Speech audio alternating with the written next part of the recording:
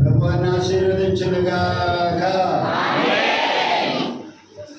ఆశీర్వాదాల కొరకు సేవ కొరకు చేతులు పైకెత్తి దేవునికి స్తోత్రం చెల్లిద్దాం.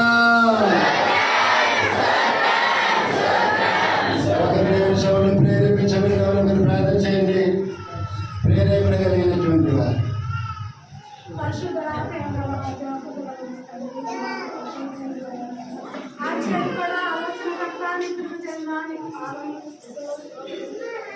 అయ్యా, ఇద్దరు ముగ్గురు నా నామ స్తుతించడం గొప్ప దేవా, నీకు స్తోత్రములయ్యా, నీకు స్తోత్రములు తండ్రి. నాయన ఇదిగో నాయన 2004 సంవత్సరంలో నాయన 6వ మాసంలో 6వ తేదీన తండ్రి అయ్యా, నీ బిడ్డలందరూ నీ సంఘ బిడ్డలు నాయన, అయ్యా నీ సంఘ సేవకుడు నాయన, ఈ మాసంలో ఈ నెలలో ఈ రోజులో నేను చూస్తున్నామంటే అది కేవలం నీ కృప వలనే నాయన, నీ తండ్రి వలనే, నీకు దయ నాయన, నీ కృప లేక నేను ఏమీ చేయలేము నా తండ్రి.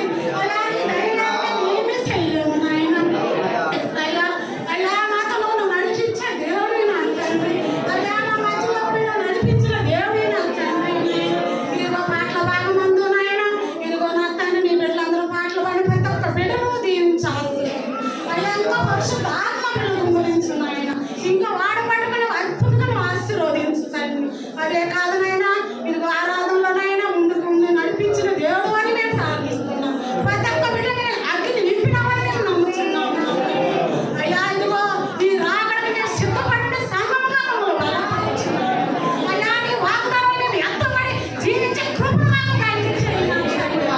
అయ్యా ఒక్కొక్క వాగ్దానం జీవం ఉంది నా తండ్రి నాయన, ఒక్కొక్క వాగ్దానం బాగుంది నా తండ్రి నాయన, ఒక్కొక్క వాగ్దానం దానికి గుమ్మడిని దీవెనకరం అంటారు. ఆశీర్వాదకరం మారుస్తానని నా దేవాని. అయ్యా ఇదిగో నన్ను నమ్మిన వాళ్ళని నేను తలవంచేస్తా, నేను తోట చేయని దేవుని నా తండ్రి నాయన. ఇదిగో నాయన మీరు సిద్ధపడి నా మధ్యకు వచ్చినప్పుడు సమస్తం నీ కురుపస్తానంటున్నాను. అయ్యా ఏ బిడ్డ ఎక్కడో వచ్చిందో నాయన నీ బాటను తెలిసినాడు తండ్రి. అయ్యా ఏ విపత్తులు వచ్చిందో అని నేర్పిన దేవుని నా తండ్రి. అయ్యా ఏ బాధలో ఉన్న ఇరుకులు ఉన్న నాయన మీరు మొరపెట్టండి, నేను ఉత్తరమిస్తున్నాను దేవుని నా తండ్రి. అయ్యా ఇదిగో నాయన నేను తలవంచేస్తాను, నేను తోట చేయను. అయ్యా ఒక్కొక్క వాగ్దానం నీ సేవకుడు చెప్పిన వాక్యము నాయన, అయ్యా దీని కట్టి ఫలింపు చేయి నాయన. ఒక్కొక్క కుటుంబాలపై నువ్వు దర్శిస్తున్నావని మేము అడుగుచున్నాము తండ్రి నాయన. అవునయ్యా నీ సేవకుడు ఒక్కొక్క అవసరం నాయన నీ ముందు పెట్టున్నాడు ప్రభా నాయన. ఆయన బలపరుస్తావని నేను నమ్ముచున్నాను దేవా. అయ్యా ఇదిగో నాయన సండి బిడ్డలతో నువ్వు ఆశీర్వదించు. అయ్యా ఇదిగో ఈ లోకంలో తిరుగుతున్న బిడ్డలు నాయన అనేక ఆత్మల కోసం ఇప్పుడు దినాన్ని మాకు దొరకదు తండ్రి. రేపేమి జరుగునో రేపేమి సంభవించినో మాకు తెలియదయ్యా. మేము రేపు బ్రతికుంటామని గ్యారెంటీ లేదు తండ్రి. ఈ దినము వారమే ప్రభువా నా తండ్రి ఎంతో మందిని బ్రతికించే దేవుడే నువ్వే తండ్రి, పోషించే తండ్రివి నువ్వే కదా కనుక తండ్రి ఉదయకాల సమయంలో తండ్రి కూడి వచ్చిన ప్రతి ఒక్కరిని ప్రార్థన చేస్తున్నాము తండ్రి. విజ్ఞాపన చేసిన ప్రతి ఒక్కరిని పెట్టి తండ్రి ప్రార్థన చేస్తున్నాము తండ్రి. ఆశీర్వదించండి, దీవించండి, బలపరచండి తండ్రి. తండ్రి ఆత్మీయుల మంచి బలపరిచే కృపను ప్రతి ఒక్కరికి అనుగ్రహించండి తండ్రి. ఈ కృప సన్నిధిని ఉంచండి తండ్రి, నీ దీవెనలో ఉంచండి కుటుంబాల పైన తండ్రి నాయన. ఎంతో మంది ఐక్యత లేని కుటుంబాలు ఉన్నాయి తండ్రి, సమాధాన పరచండి అయ్యా నాయన. కుటుంబాలతో నేను ఒక్కొక్క కుటుంబంలో నేను సమాధానం సంతోషం లేక ఎంతో మందిని కోల్పోతున్నారు తండ్రి. అట్టి కుటుంబాలకు తండ్రి సమాధానం అనుగ్రహించండి అయ్యా ప్రభా.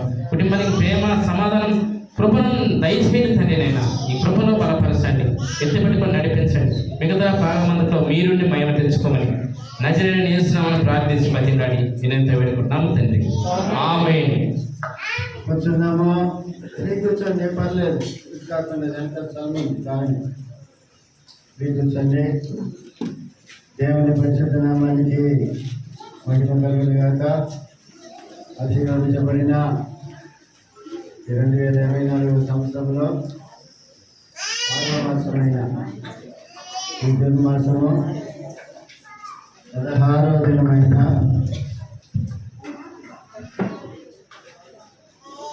ఈ మాసానికి 3వ ఆదివారం దినమైన ఈ ఉదయకాల సమయంలో జీవాధిపతి అయిన దేవాది దేవుని స్తుతించడానికి, ఆరాధించడానికి, ఆయన పరిశుద్ధమైన పాత సంవిధానంలో ఆయన మాటలు వినడానికి కూడా దేవుని బిడ్డలు అందరికీ కూడా నా హృదయపూర్వకమైన వందనాలు. ఎంతో మంచి సమయాన్ని రోజులు చూడని వారు ఉన్నారు. ఎవరైతే మనందరూ కూడా ప్రేమించి ఈ చక్కని రోజు ఇచ్చిన విధానటువంటి దేవునికి ఎంతైనా కూడా కృతజ్ఞతలై ఆ దీవాధిపతి అయిన దేవాదేవుని, ఆ ఎంతైనా నమ్మదగిన దేవాది దేవుని చిత్తముగా జీవించే దేవుని ప్రజలంగా మనం ఉండాలని మిమ్మల్ని ప్రేమతో కోరుతాను. అయ్యా ఫ్యాన్ పోతే వేసిపోద్ది అయ్యా, పోతే అయితే ఫ్యాన్ వేస్తే బయటికి రాదు. మనం వర్క్ చేసుకుంటే వేసి దెబ్బతండి.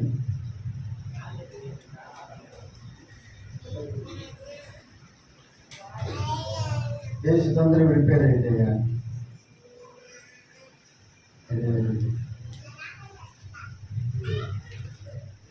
కొంచెం పని చేయలేరా వద్దేది చూసుకొని కొన్ని రోజులు మనకు ఉపయోగపడదు. వేసుకున్నామంటారా ఎట్లా నలుగురు ఆరు చేయమంటే ఆరు చేస్తా. సమట్లోనే కొత్తగా చేసిన అలవాటు ఉంది. తల్లిదేవి పిల్లరా, మరి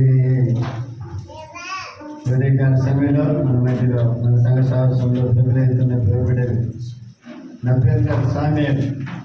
వారి దేవుడు ప్రేమించిన గర్వఫలాల్లో దురఫలమైన పెద్ద కుమారు. నా పేరు ఆనంద్ కదా. ఆనంద్ మన మధ్యలో ఉన్నారు. గ్రామంలో ఉన్న వాళ్ళ తల్లిదండ్రులు ఒక రకంగా ఉన్నా ఆ కుమారుడు మాత్రము ఆ దేవునిలో ఎదుగుతూనే ఉన్నాడు. లేలుయా. చాలా నాకు ఆశ్చర్యం వేసింది. ఎంకరేజ్ చేసేవాళ్ళు లేరు వాళ్ళ ఇంట్లో. సామ్యాలు చూసుకునేకనే దేవుని పని అయిపోతుంది. ఇక ఎంకరేజ్ చేసేది ఎవరంటే అయినా అదేని మీరు ఆనుకొని పోతా ఉండదు. నిజంగా ఆనందం చేసి మీరు చాలా మీరు సంతోషపడతా ఉంటారు. అది వచ్చిండు ఒక ప్రత్యేకమైన పాట మన మధ్యలో పాటలు. ఎంకరేజ్ చేసేవాళ్ళు ఉన్నప్పుడు కూడా వచ్చేవాళ్ళు లేరు, ఎదిగే పిల్లలు లేరు, ఎంతమంది లేరు. మరి ఆనందం మంచి పని సంపాదించుకున్నాడు, ఒక మంచి దేవుని బిడ్డగా జీవిస్తున్నాడు. చాలా సంతోషము. ఒక ప్రత్యేకమైన పాట మన మధ్యలో పాడతారు. దేవుని పాడింది నేను కూడా వెళ్ళా. పాడు దేవుని నామాన్ని మైపడతా.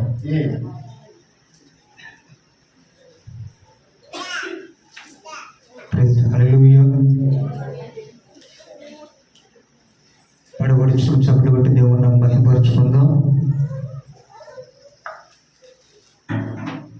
నా ప్రియుడు నా కొరకు చేతులు చాచి నా వరుడు కల్వరిలో బలియాయనే.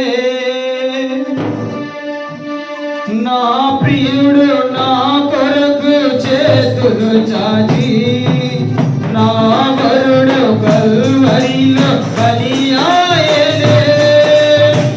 సొంతమై పోవాలి నా యేసుకు, మిలితమై పోవాలి నా ప్రియునిలో. సొంతమై పోవాలి నా యేసుకు, మిలితమై పోవాలి నా ప్రియునిలో. సొంతమై మిలితమై యేసుతో ఏకమై దిగిరి వెళ్ళిపోవాలి నా రాజుతో. దీనమై పోవాలి నా ప్రేమలో. నా ప్రియుడు నా కొరకు చేతులు చాచి నా వరుడు కల్వరిలో బలియాయనే. నా ప్రియుడు నా కొరకు చేతులు చాచి నా వరుడు కల్వరిలో బలియాయనే. బలి అయిన వారికి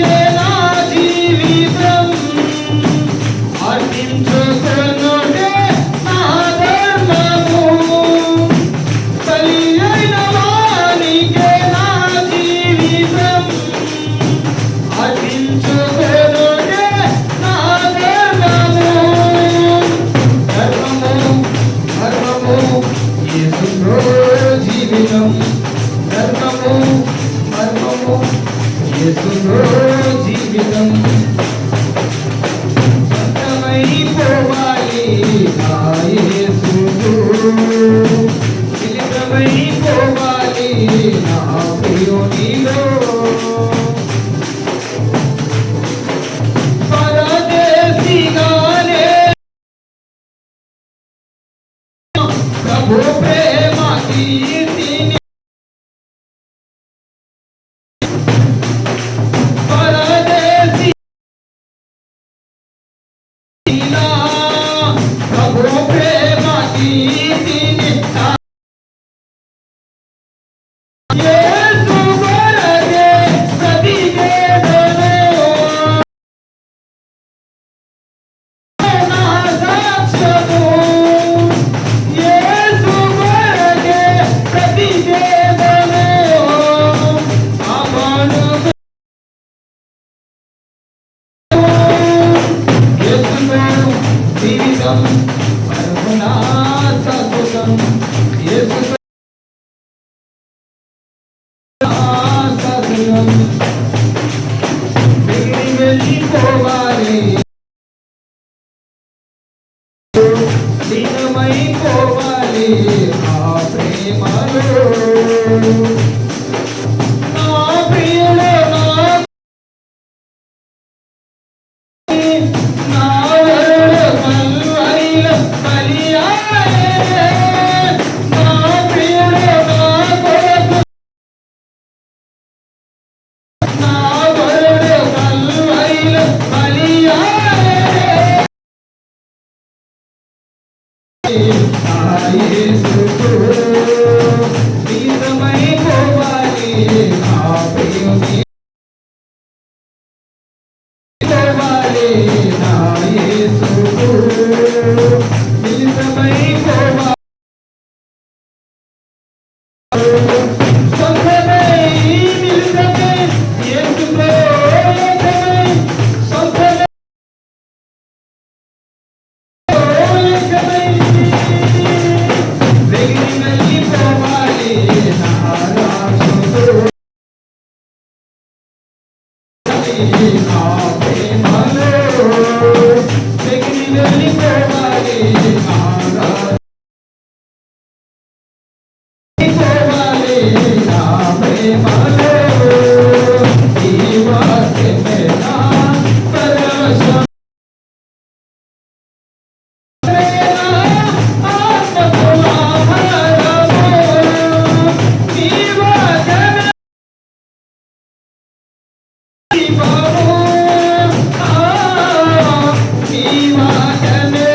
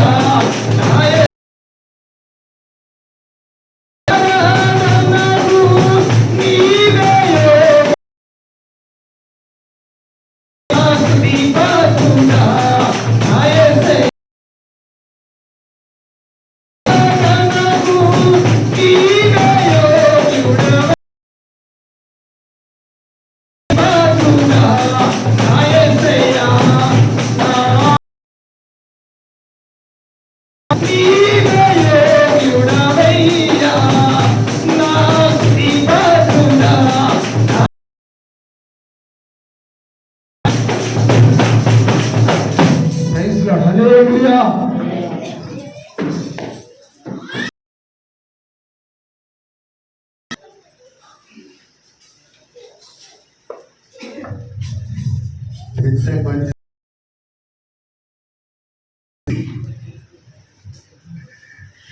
మంచిది, మంచి స్వరము.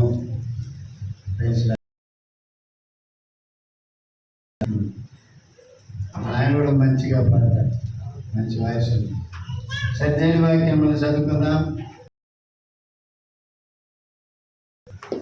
దినవృత్తాంతముల గ్రంథము 14వ అధ్యాయం.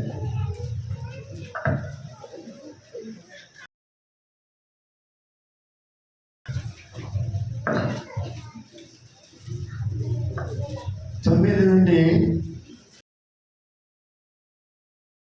17 వరకు. ఫిలిష్తీయులు వచ్చి రెఫాయీయుల లోయలో దిగిరి. నేను వారిని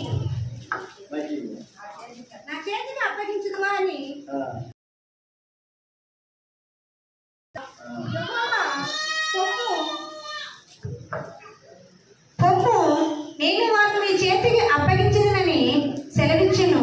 వారు బెల్పా రాజునకు వచ్చినప్పుడు దావీదు అచ్చట వారిని హతము చేసి జల ప్రళయంలో కొట్టుకొని పోవునట్లు యెహోవా నా శత్రువులను నా ఎదుట నిలవకుండా నాశనం చేసుననుకొని ఆ స్థలమునకు బేల్పా రాజ్యము అని పేరు పెట్టెను. వారు అచ్చట తమ దేవతను విడిచిపెట్టి పోగా వాటిని అగ్ని చేత కాల్చి వేయవలనని దావీదు సెలవిచ్చెను. ఫిలిష్తీయులు మరలా ఆ లోయానికి దిగిరాగా దావీదు తిరిగి దేవుని యొద్దకు విచారణ చేసెను. అందుకు దేవుడు, నీవు వారిని తరుముకొని పోక వారిని తప్పించుకొని చుట్టూ తిరిగి కంపలి చెట్టుకు ఎదురుగా నిలిచి కంపలి చెట్ల కొనల యందు కాళ్ళ చప్పుడు నీకు వినబడినప్పుడు వారితో యుద్ధము కలుపుటకై బయలుదేరి వారి మీద పడుము.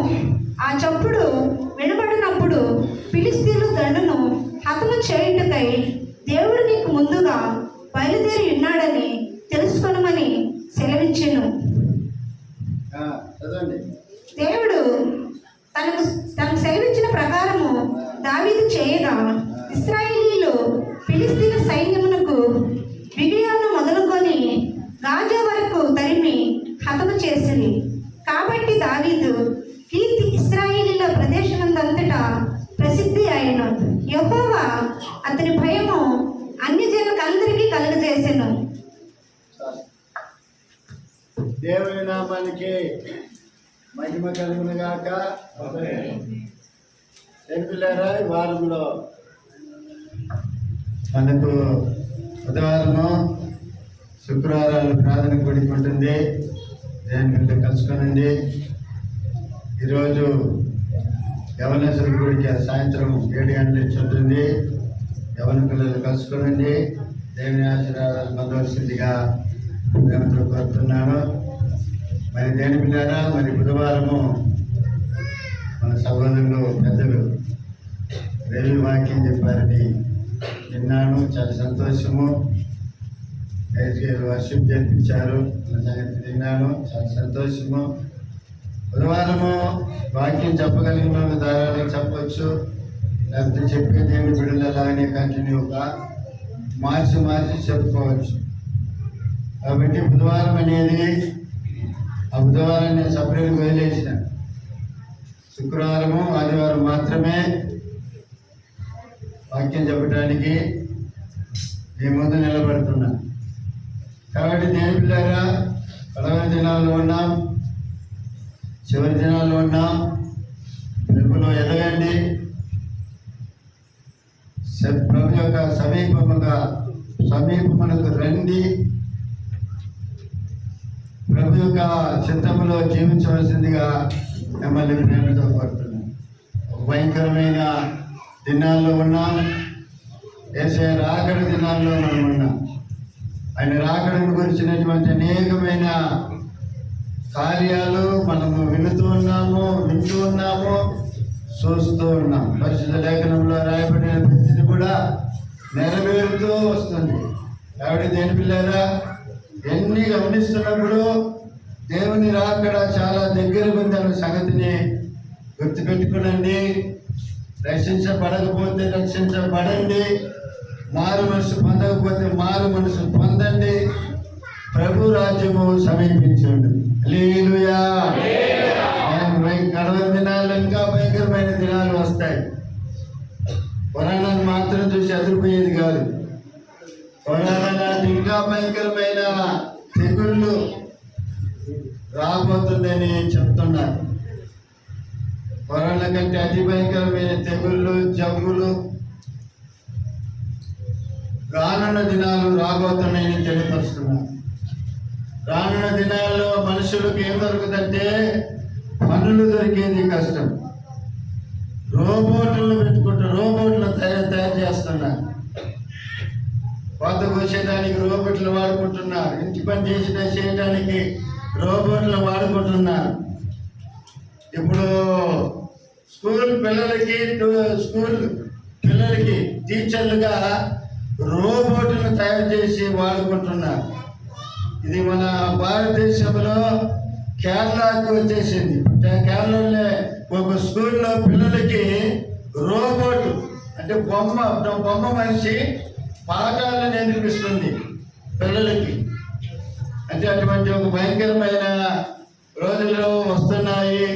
రాను దినాల్లో మనుషులు కూడా ఏం చేస్తారు, ధనవంతులు రోబోట్లు వాడుకుంటారు. ఇక్కడ మన సత్యబాబు కాలేజీ దగ్గర ఒక హోటల్ ఒకటి ఉంది. పైన ఉండే హోటల్ అది రెస్టారెంట్, అది హోటల్ అని తెలియలేదు. అయితే అక్కడ సప్లై చేసేది ఎవరైతే రోబోటే సప్లై చేసి హోటల్ పెట్టి కూర్చొని మనం ఆర్డర్ మధ్య మనకి తీసుకొని ఇచ్చి టేబుల్ పెట్టి పెట్టేది ఎవరైతే మనిషి కాదు, రోబోట్ తీసుకొచ్చి పెడుతుంది. మన పక్కలోనే ఉంది. కాబట్టి ఇటువంటి ఒక భయంకరమైన రోజులో ఉన్నాము.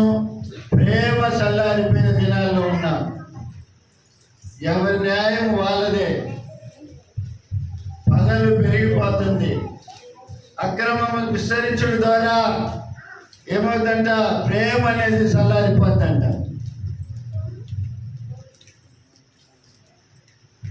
న్యాయాలు ఎవరి న్యాయము వారిదే కరెక్ట్గా అనిపిస్తుంది. ఎవరి న్యాయం వారిదే కరెక్ట్ అని అనిపిస్తుంది. ఆయనకు ఒక చిన్న కథ చెప్పాలని ఆశిస్తున్నా. ఒక అడవిలో ఇద్దరు మనుషులు వెళ్తున్నారంట. ఇద్దరు మనుషులు వెళ్తుంటే రాత్రి అయింది, ఆకలి వేస్తుంది. నడిచి ఇద్దరు రొట్టెలు తెచ్చుకున్నారు. ఒక ఆయన దగ్గర 3 రొట్టెలు ఉన్నాయి, ఇంకొక ఆయన దగ్గర 5 రొట్టెలు ఉన్నాయి. ఈ 5 రొట్టెలు ఈ 3 రొట్టెలు కలుపుకొని కూర్చొని తిందామని కూర్చున్నప్పుడు ఇంకొక ఆయన వచ్చాడు వాళ్ళ మధ్యకి. ఒక పెద్ద ధనవంతుడు. బండి రిపేర్ అయిపోయి, వాహనం రిపేర్ అయిపోయి వాళ్ళ మధ్యలో కలుసుకొని, అయ్యా మీరు తినే రొట్టెలు నాకు కూడా కొంచెం పెట్టండి, కాబట్టి నేను కూడా తింటాను, నాకు కూడా ఆకలేస్తుంది అని వాళ్ళ దగ్గర చెప్పానంట. చెప్పేసరికి చేస్తే అక్కడ ఎన్ని రొట్టెలు ఉన్నాయి? ఒక ఆయన దగ్గర 3 రొట్టెలు, మరొక ఆయన దగ్గర 5 రొట్టెలు ఉన్నాయి. పచ్చని నీళ్లు కాలేదు. ఏం చేయాలి అంటే ఇద్దరు 3 తీసుకుంటే ఒక మనిషికి 2 రొట్టెలే వస్తుంది. ఏం చేయాలని అర్థం కాలేదు. ఆ ధనవంతుడు ఆ 3వ వ్యక్తికి వచ్చినట్టు వ్యక్తి ఏమన్నాడంటే, అయ్యా ఒక్కొక్క రొట్టెను 3 భాగాలు చేయండి అని చెప్పిందంట. చెప్పలేక ఒక్కొక్క రొట్టెను, ఆ 8 రొట్టెలను 3 భాగాలు చేసిందంట. 3 భాగాలు చేసినప్పుడు 3 8లు ఒక్కొక్క రొట్టె 3 భాగాలు చేసిందమ్మా. అయ్యా 3 8లు ఎంత అయింది? 3 8లు 24 అయింది. ముగ్గురు కలిసి 8 ముక్కలు తీసుకొని తినేశారు. తినేసిపోయింది. తెల్లారింది. ధనవంతుడు అన్నాడంట, అయ్యా మీరు తెచ్చుకున్న ఆహారంలో నాకు పెట్టారు కాబట్టి నా ఆకలి కూడా తీసినారు, కాబట్టి మీరేం చేస్తారంటే ఇదిగో 8 రూపాయలు వర్గానికి పెట్టుకుందాం. అట్లా 8 రూపాయలు వేలే ఇచ్చాడులే అంటే మీకు అర్థమవటానికి 8 రూపాయలుగా చెప్తున్నా. ఇదిలో 8 రూపాయలు మీరు పంచుకొని మీరు బాగున్నారని చెప్పి ఆయన వెళ్ళిపోయాడంట. ఇప్పుడు వాళ్ళ మధ్యలో ఏమొచ్చిందంటే గొడవ వచ్చింది. 5 రొట్టెలు తెచ్చిన ఆయన ఏమన్నాడంటే, నేను 5 రొట్టెలుగా తెచ్చింది, నాకు 5 రూపాయలు ఇచ్చేసి అని నేను అంటాడంట. ఆయన అంటే 3 రొట్టెలు తెచ్చిన ఆయన. అట్లా కాదు, ఆయన పంచుకోమన్నాడు కదా, కాబట్టి నువ్వు 4 తీసుకో, నేను 4 ఇద్దరు సరిపోతుందని అంటాడంట. అట్లా కాదు, నాకు నువ్వు 5 ఇవ్వాల్సిందే అని నేను అంటాడంట. నేను 5 రొట్టెలు తెచ్చాను కాబట్టి. ఆయన అంటే లేదు ఆయన పంచుకోమని చెప్పిండు కాబట్టి శరణాలు తీసుకుందామని ఆయన ఈ వాదన ముగించలేదు. ఎక్కడికి పోయిందంటే కోర్టుకు పోయింది. కోర్టుకు పోయిన తర్వాత ఆ కోర్టులో తెచ్చి తీర్పిచ్చేసాడు. ఏమిచ్చిందంటే 3 రూపాయలు ఇచ్చిన ఆయనకు ఒక రూపాయి ఇవ్వమన్నా. 3 రొట్టెలు ఇచ్చిన ఆయనకి 1 రూపాయి ఇవ్వమని తీర్పు వచ్చింది. 5 రొట్టెలు తెచ్చిన ఆయనకి ఎన్ని రూపాయలు ఇవ్వమని తీర్పు వచ్చింది అమ్మా?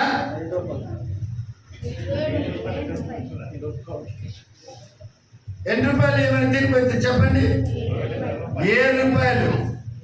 ఈయనకి 3 రూపాయలు రొట్టెలు ఆయనకి అర్థమే కాదు. ఇదేంద్రా అంటే ఏముంది, వాడికి 3 రూపాయలు తీసుకోమన్నాడే, అప్పుడు తీసుకున్నా బాగుండే, ఇప్పుడు ఈ తీర్పు కోర్టులో తీర్పు వచ్చేసి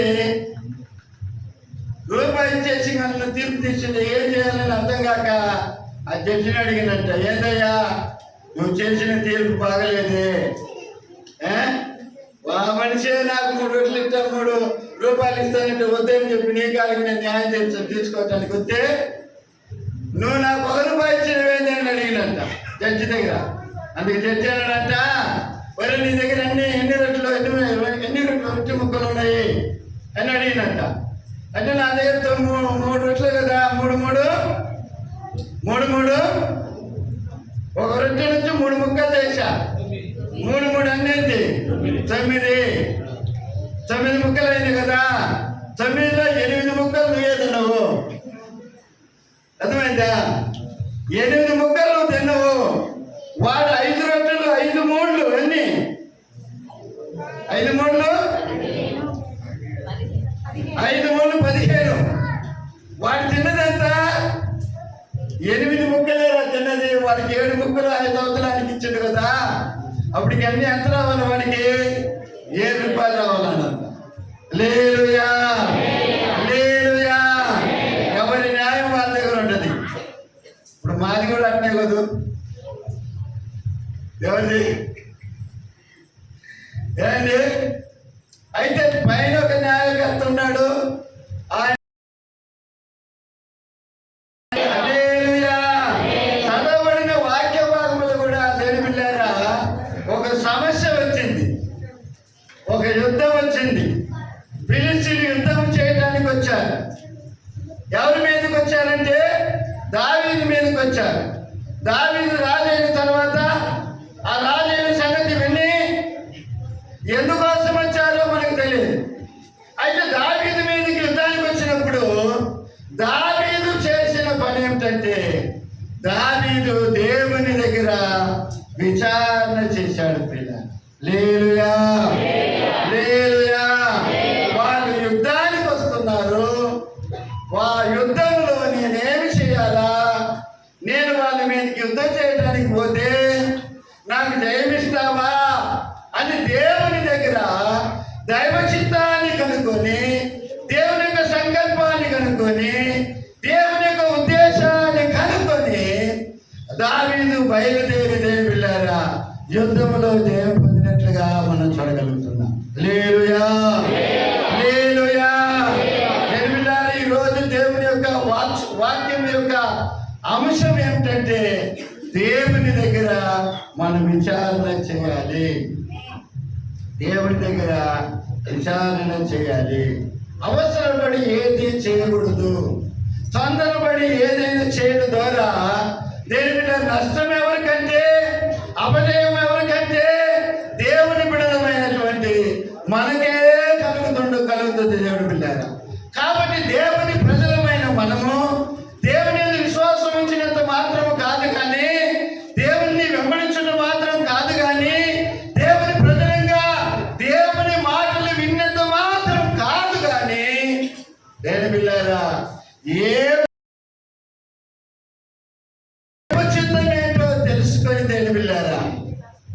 ఏం చేయాలా?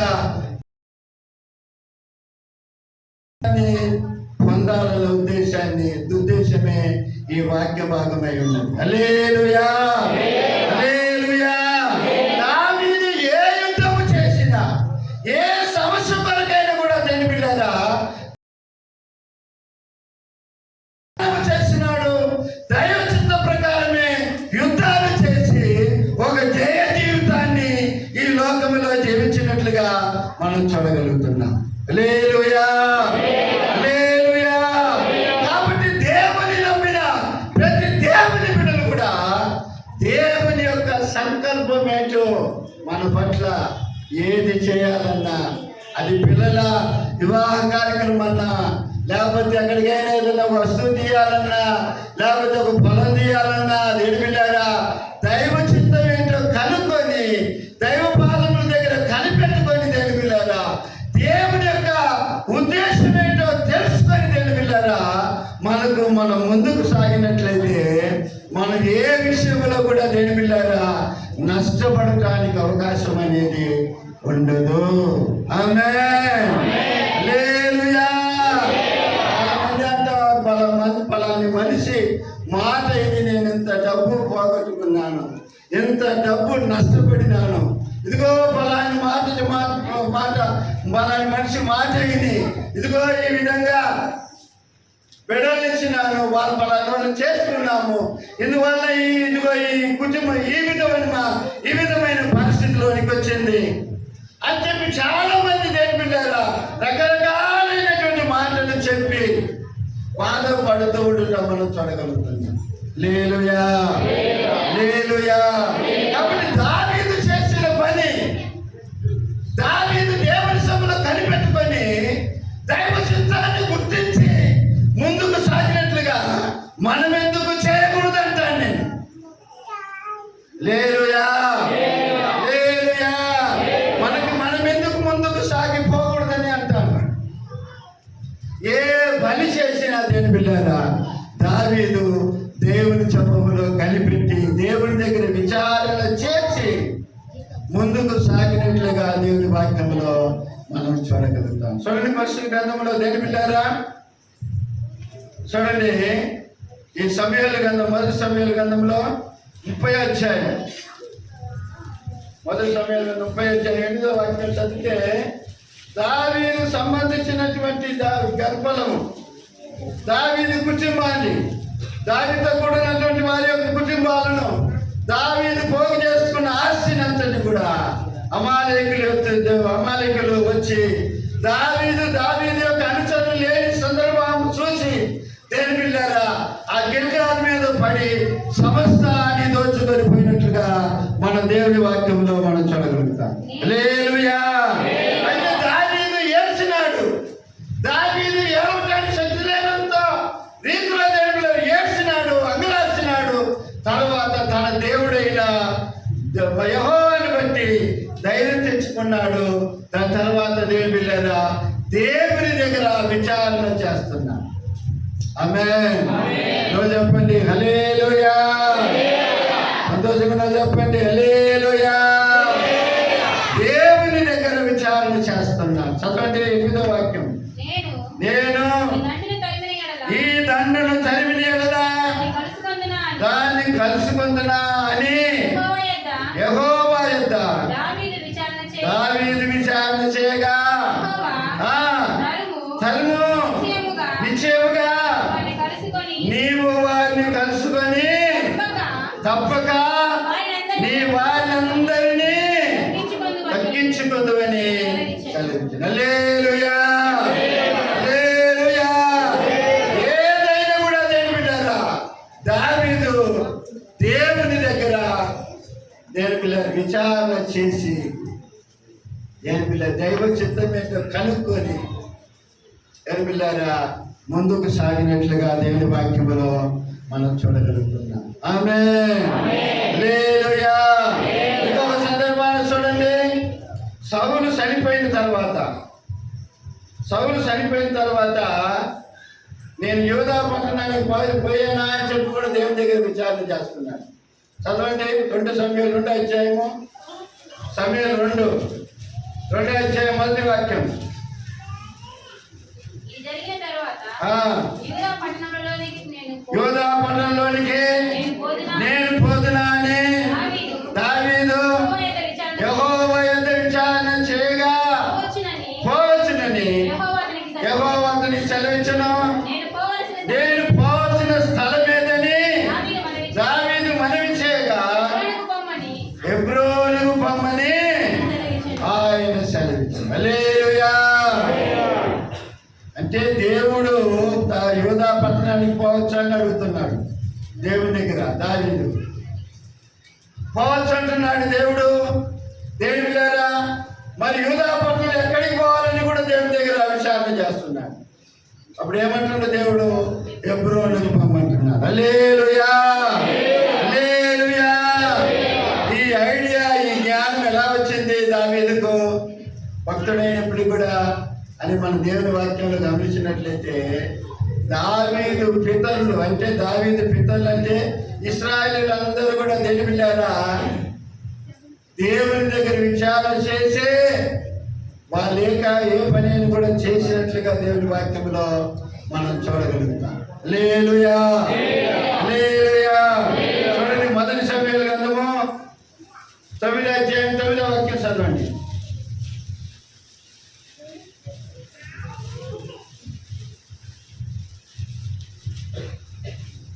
ఇప్పుడు ప్రవక్త పేరు నందువాడు పూర్వము దీర్ఘదర్శి అని పిలుచుకొనెను.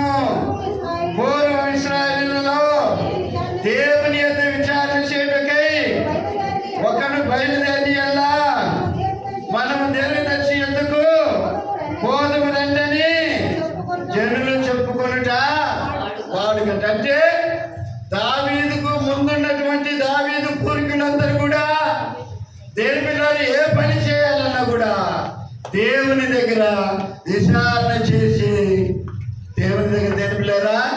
విచారణ చేసి దైవ చిత్తాన్ని కనుక్కొని ఏ పని అయినా చేసేవారిని ఈ వాక్యాన్ని మన చదువుల ద్వారా అర్థమవుతుంది. హల్లెలూయా, హల్లెలూయా.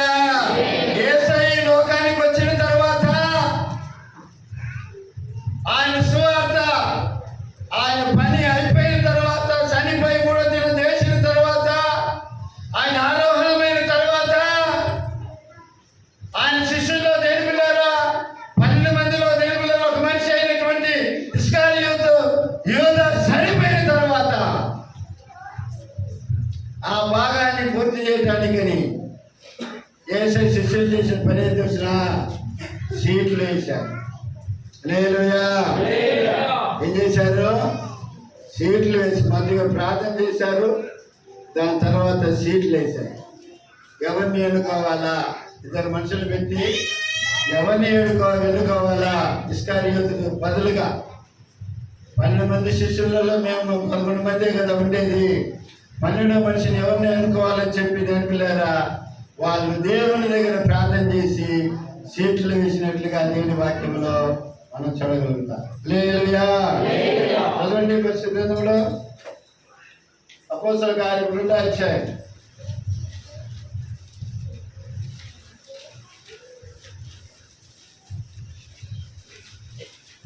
మొదటి అధ్యాయం 2 కాదు, 1వ అధ్యాయం 23, 24,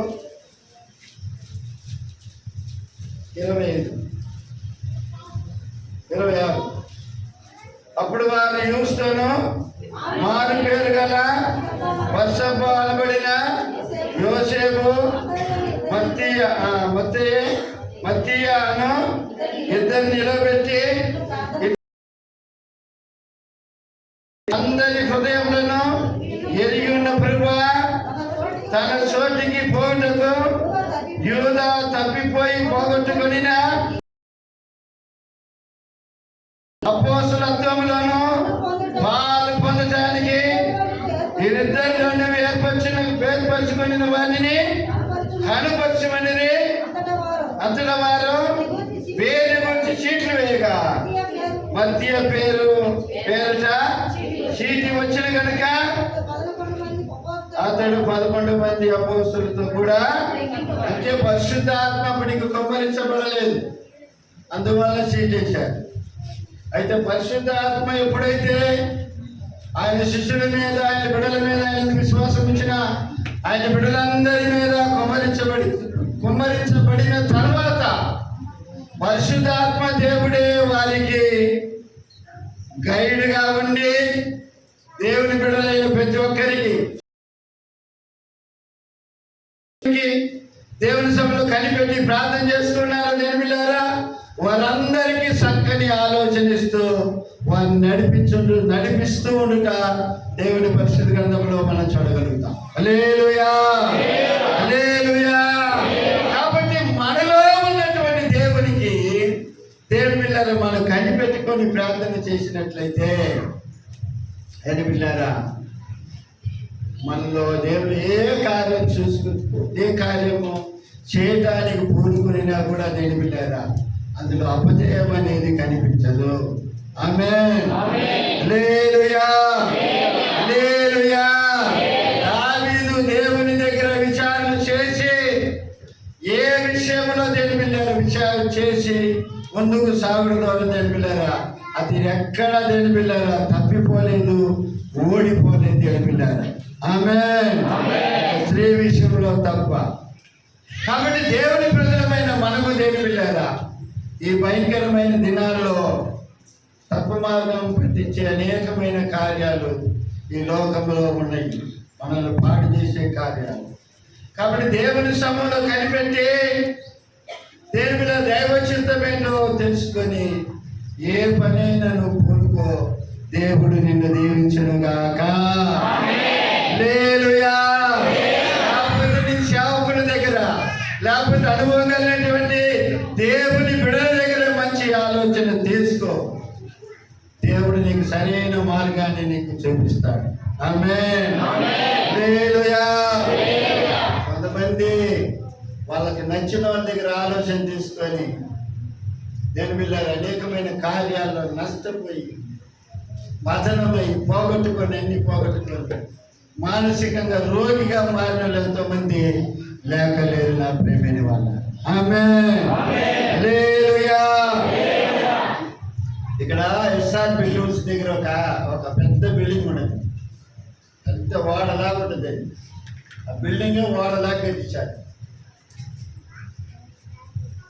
ఆ ఓనరు ఒక క్రైస్తవుడు, ఆయన ఒక కంపెనీలో పనిచేస్తూ ఉన్నాడంట.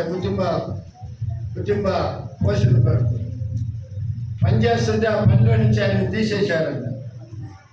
ఎందుకంటే ఆదివారం గుడికి పోవడానికి పనికి మానుకుంటుంది. అందువల్ల ఆ పనికి ఆదివారం టైంలో పనికి పోలేదని ఆయన తీసేశారు.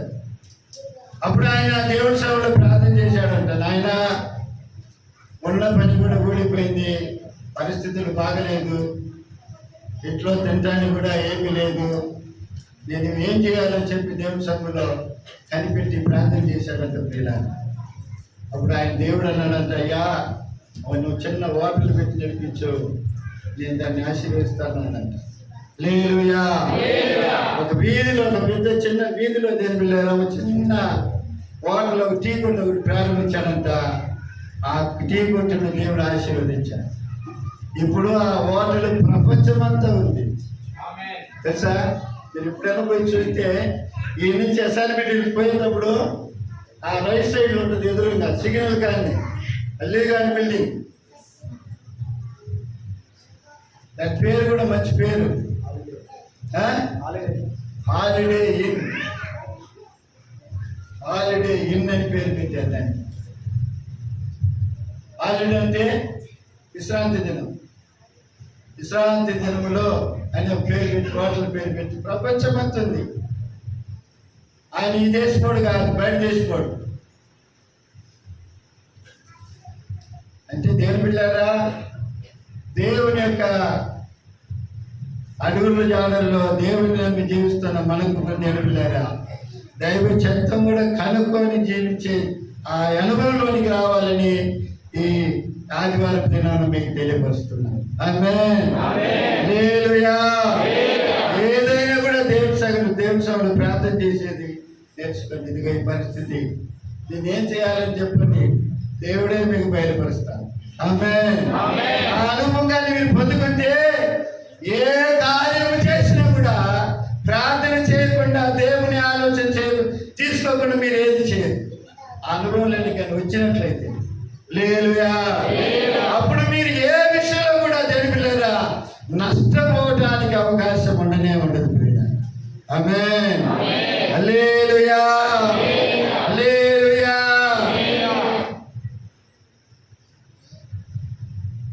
నీ కృప చేతనే నాకు ఈ రక్షణ భాగ్యము కలిగిందని, నీ కృప చేతనే నాకు ఈ రక్షణ భాగ్యము చదవండి.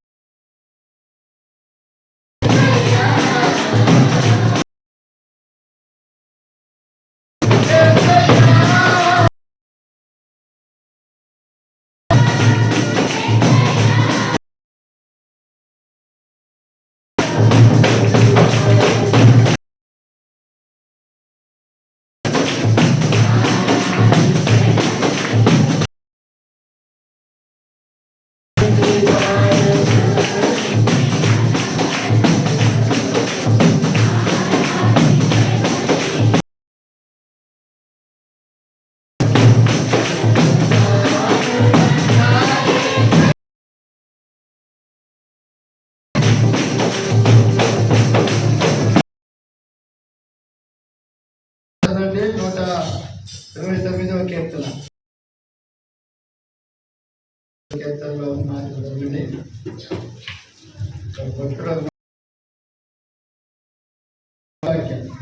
నా యవ్వన కాలం మొదలుకొని చేయొచ్చు వచ్చేది అయినను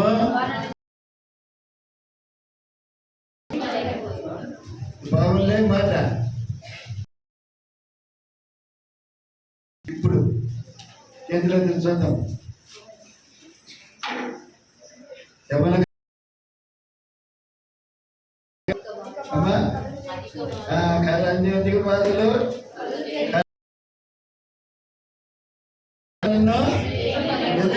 జయించలేకపోయినారు. రాసిన కీర్తనకారుడు దైవ చిత్తంలో ఉన్నాడు కాబట్టి దేవుని యొక్క ఆలోచనలో జీవిస్తారు. వారు జయించేవారు వారు హల్లెలూయా హల్లెలూయా.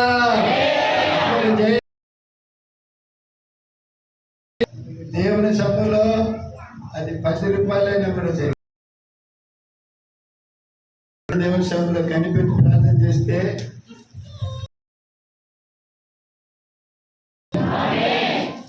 మీరు ఇచ్చే కాళ్ళకి ఎంత జాగ్రత్త పడుతుంది చూస్తే నేను చేయండి.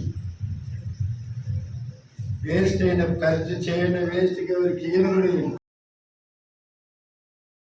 యూస్ఫుల్ అయిందానికి చేస్తే ఎవరికైనా ఇచ్చినా కూడా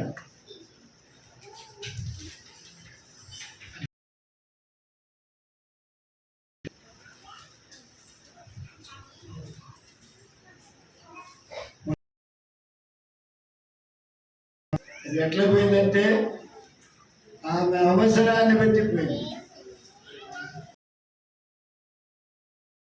వచ్చేదట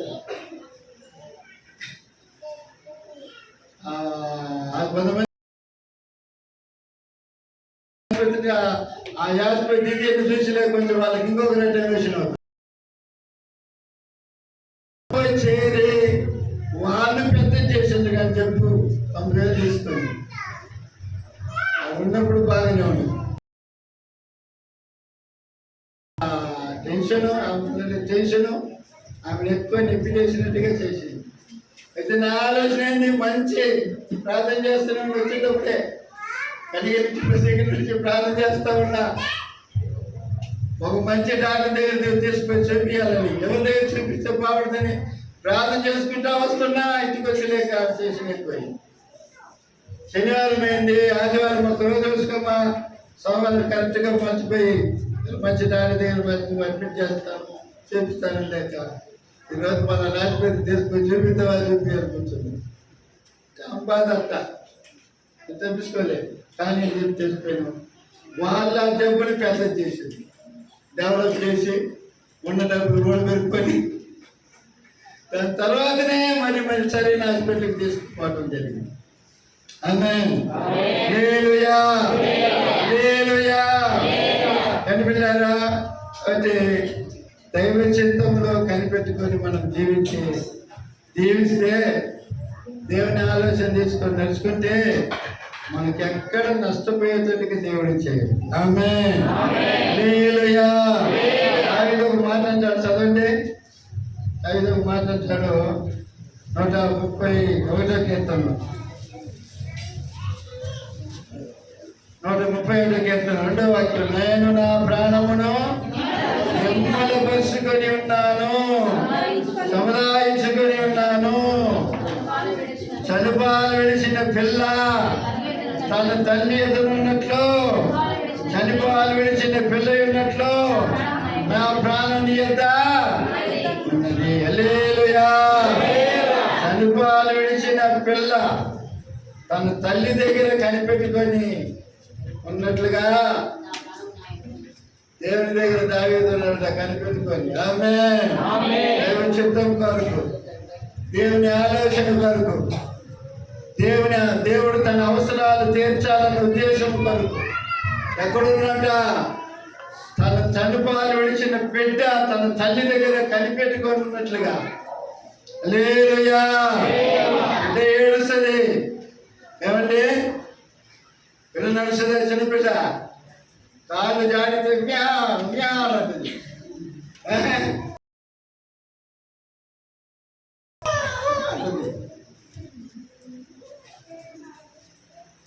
అవసరమైతే ఆగి కూర్చుంటుంది.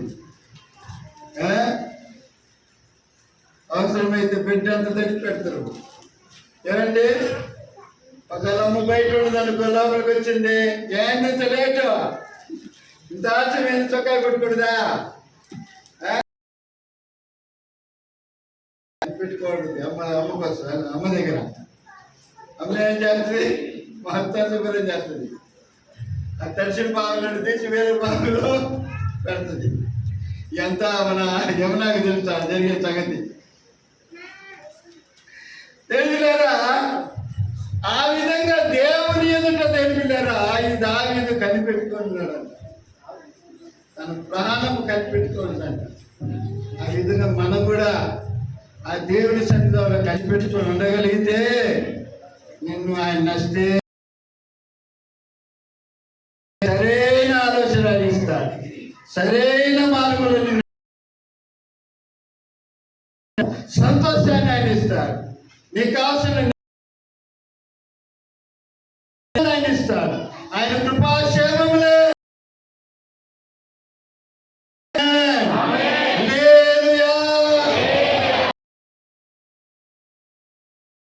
యెహోవా నా కాపరి. మిగతా ఇప్పుడు చేయండి. నాకు ఏం చేస్తాడు? శాంతికరమైన జవం చేద్దా, నీతిని పెట్టి నీతి మార్గంలో నడిపిస్తాం. గాఢాంధకారములో ఇలా సంచరించిన ఈ అపాయములకు ఎందుకు? ఆయన చిత్తములో నడుస్తున్నాడు కాబట్టి, ఆయన సంకల్పంలో నడుస్తున్నాడు కాబట్టి, ఆయన ఆలోచన తీసుకొని నడుస్తున్నాడు కాబట్టి ఏ విషయాన్ని చూసి భయపడలేదు. ఆమేన్. దేవుడు మిమ్మల్ని కూడా బలపరచునుగాక. కళ్ళొంచండి, ప్రార్థన చేసుకుంటాం.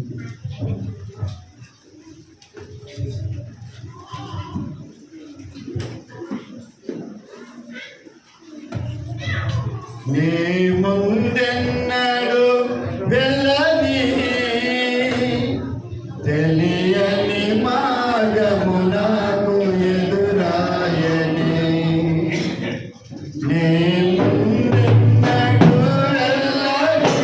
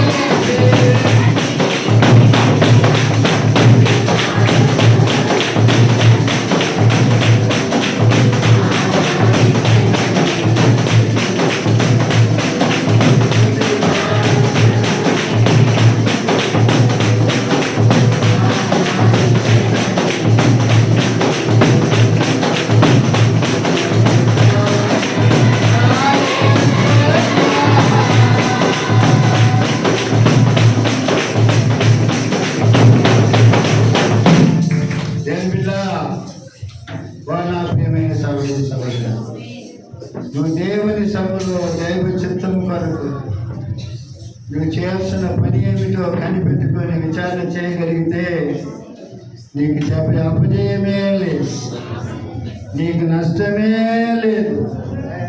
దేవుడు ఏదో ఒక రూపంలో దేవుడు మాట్లాడుతూనే ఉంటాడు. నిన్ను బలపరుస్తూనే ఉంటాడు, నిన్ను హెచ్చరిస్తూనే ఉంటాడు, నీకు కావాల్సిన చక్కని ఆలోచన ఇస్తూనే ఉంటాడు. ఏదో ఒక మాట ఎవరితో ఒకరితో నీతో మాట్లాడుతూనే ఉంటాడు దేవుని బిడ్డల ద్వారా. లేకపోతే వాక్యపు వెలుగులో ఉన్న ఏదో ఒక మాట నిన్ను బలపరుస్తూనే ఉంటుంది, నీతో మాట్లాడుతూనే ఉంటుంది. లేకపోతే దేవుడి సభను కనిపెట్టుకున్నప్పుడు దేవుడే నీకు మీ మనసులో చక్కని ఆలోచన పుట్టిస్తాడు. అది నీకు స్వయంగా పుట్టింది కాదు, నువ్వు దేవుడు నీ మనసులో పుట్టించిన ఆలోచన. ఎందుకంటే నువ్వు దేవుని సభలో కనిపెట్టుకుంటున్నావు కాదు. అది దేవుని ఆలోచన తీసుకో. దేవుడి బిడ్డ నిన్ను ఏ విషయంలో ఆయన నిన్ను నష్టపరచు, ఏ విషయంలో నీకు అపజయం కలగదు. దేవుడు నీ అన్ని విషయంలో నీకు ఆయన జయం కలుగు చేయునుగాక. ప్రార్థన చేసుకుందాం. మధ్యలో పెద్దలు దేవస్థానం మరి కొంచెం చివరి ప్రార్థన చేస్తాం.